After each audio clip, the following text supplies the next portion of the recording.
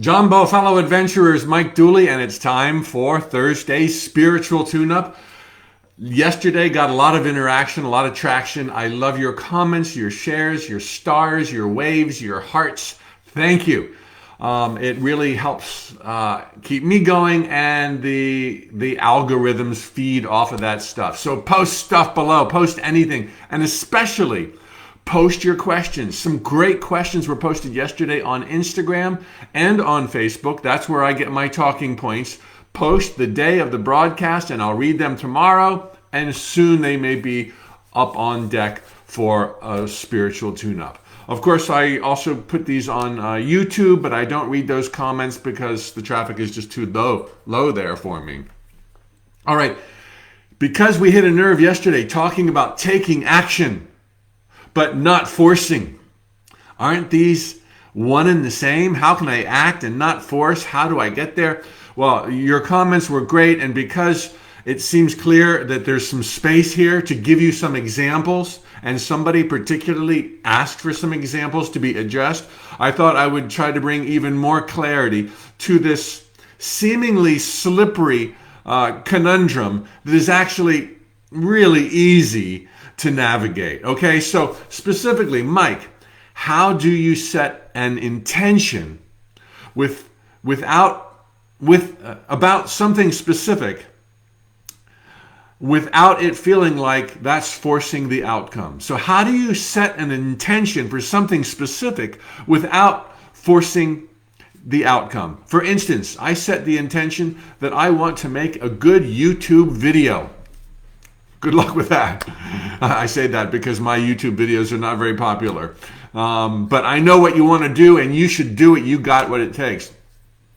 Or I have an intention that I want the best connection with my spouse. In both of these instances, am I forcing the outcome?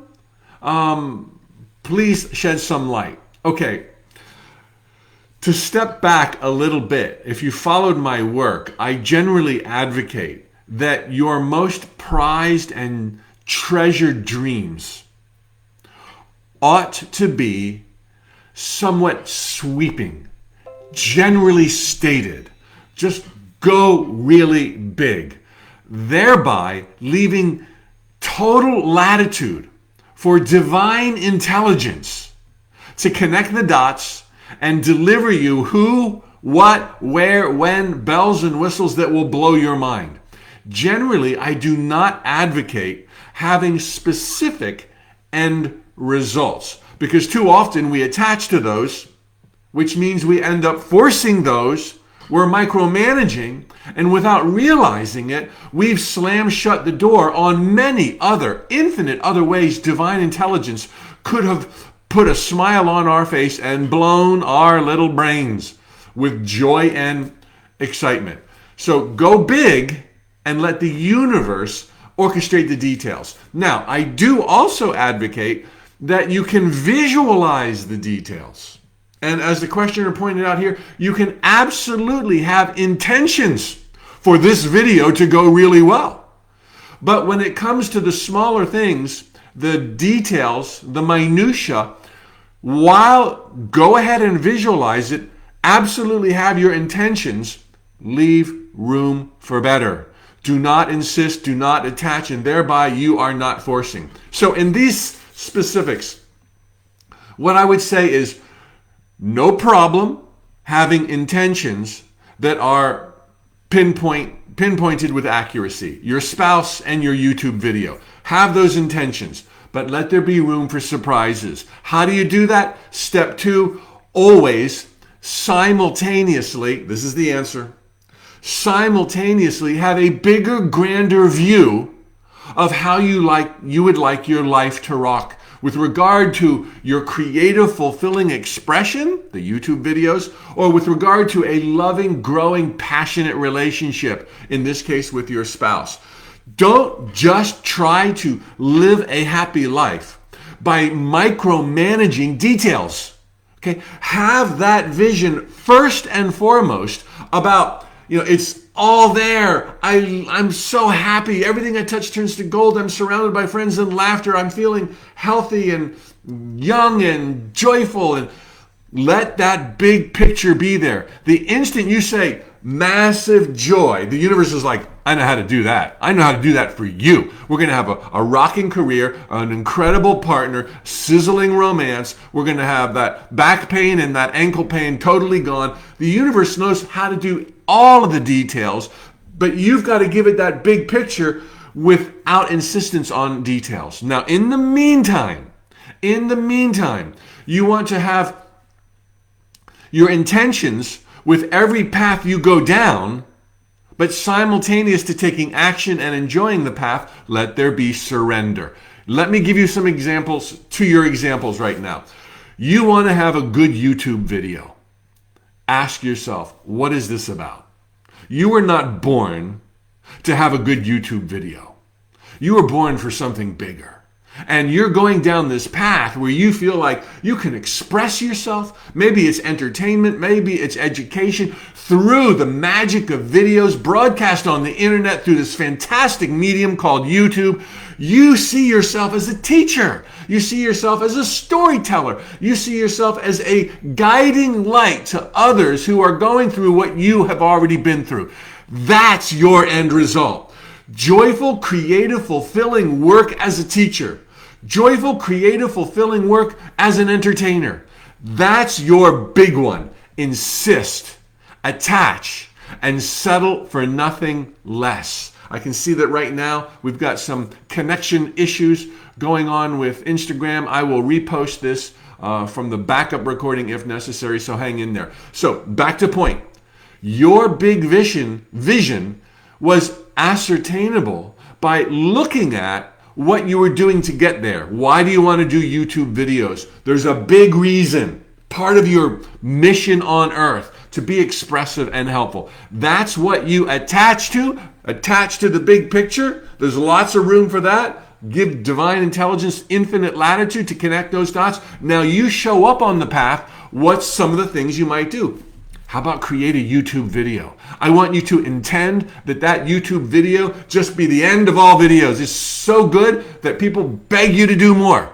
Now, it may hit that mark. It may not hit that mark, but you're going to be there all in with your heart and soul because you see the big picture. You're a storyteller. You're an entertainer. And you know darn well you're going to do other YouTube videos. And you should do some Facebook and Instagram broadcasts. Maybe you should write a book. Maybe you should do a video course. Maybe you should join a company as an employee. Ain't nothing unspiritual about that. Just for the short term to learn the ropes of how to be an educator, entertainer, learn technology, etc. There's so many wonderful things out there just lining up so that you can be that big vision of yourself that you attach to. And any of these little steps, including today's YouTube video, hey, you're going to give it your all. You're going to intend that you hit a home run. But that's not, you don't just do it and stop and see what happened. You keep going, have fun, express, experiment, dabble, play, ask questions, look for help. You're doing that. You're here asking me a question. So did I paint a clear picture there? What to attach to, what not to attach to. Intentions all the way around, big picture, small picture. Now for your spousal connection, what is it you really want? Okay, you said, I want the best connection with my spouse. That's awesome. Why do you want the best connection with your spouse? You want to have a life where you know both love and feeling love. You are loved and loving, okay? And you want to learn. You want to grow.